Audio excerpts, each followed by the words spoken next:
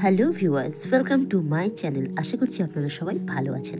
আজ আমি শেয়ার করব মুরগি মাংসের পাতলা ঝোল রেসিপি। চলুন দেখে নিই বন্ধুরা। এখানে আমি 1 কেজি মুরগি মাংস নিয়েছি, ভালো করে ধুয়ে পরিষ্কার করে নিয়েছি। এর মধ্যে আমি লবণ আর লেবু রস মাখিয়ে রেখেছিলাম যাতে আঁশটের গন্ধটা চলে যায়।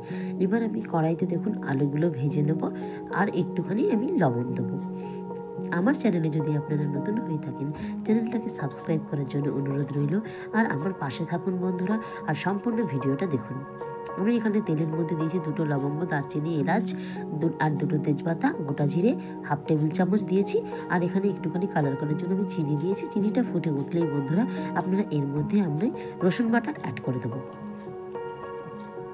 দেখুন রসুন বাটাটা দিয়ে দিলাম, 1 টেবিল চামচ আমি রসুন বাটা দিয়েছি এখানে দিয়েছি 2টো মিডিয়াম সাইজের পেঁয়াজ। পেঁয়াজটা অল্প দেবেন, তাহলে দেখবেন আপনাদের মুরগি মাংসের ঝোলটা একটু পাতলা হবে। সবসময় তো মুরগি মাংস কষা, মুরগি মাংসের কারি খাই, আজকে একটু পাতলা ঝোল করে খেয়ে দেখি। এখানে আমি কাঁচা লঙ্কা দিয়েছি 5টা। আপনারা আপনাদের ঝাল অনুপাতে লঙ্কাগুলো অ্যাড করবেন। এখানে আমি লবণ নিয়েছি, পেঁয়াজটা যাতে তাড়াতাড়ি ভাজা হয়ে যায়, নরম হয়ে যায়।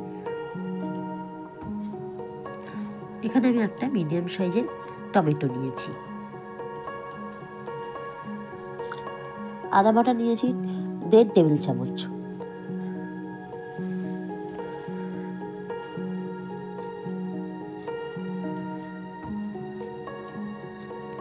আমি এখানে 2 টেবিল চামচ হলদি গুঁড়ো আর এখানে 1/2 টেবিল চামচ নিয়েছি কাশ্মীরি লঙ্কা গুঁড়ো, একটুখানি কালার করার জন্য।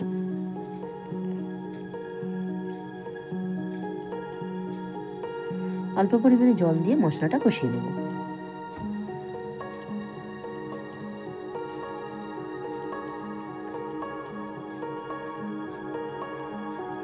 এবার আমি চিকেনগুলোকে দিয়ে দেবো।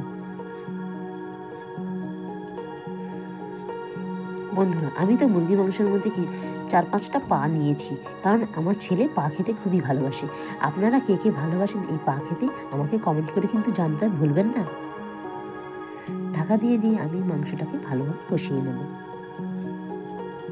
আপনারা অনেকে পা নাও খেতে ভালোবাসেন, কিন্তু দেখবেন কিছু কিছু বাড়িতে বাচ্চা বুড়ো থেকে সবাই পা খেতে খুবই ভালোবাসে।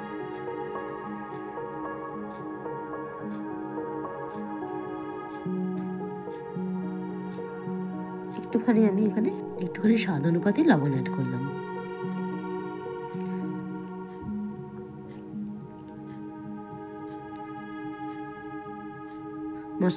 আপনারা চিকেনটাকে বারবার ঢাকা দিয়ে আমি মিডিয়াম ফ্লেমে রান্না করেছি।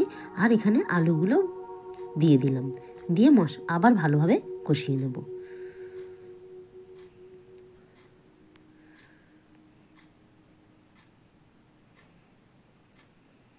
দেখবেন মুরগি মাংস রান্না করতে করতে এমনি জল বেরিয়ে যায়, একে মশলা জল দিতে হয় না।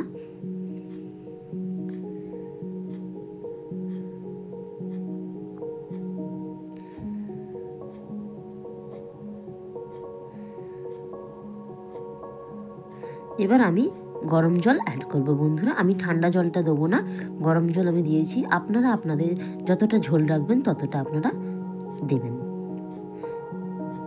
আমি এটা ঢাকা দিয়ে দিচ্ছি, এইভাবে ঢাকা দিচ্ছি যাতে কালারটা না চলে যায়। দেখুন আমার মাংসের ঝোল মোটামুটি রেডি। আমি এখানে গোটা গরম মশলাগুলোকে ভালো করে সিলে বেটে রেখেছিলাম, এটাই আমি দিয়ে দেবো। দিয়ে এটাকে ঢাকা দিয়ে বন্ধুরা গ্যাসটা অফ করে দেবো সার্ভ করার জন্য।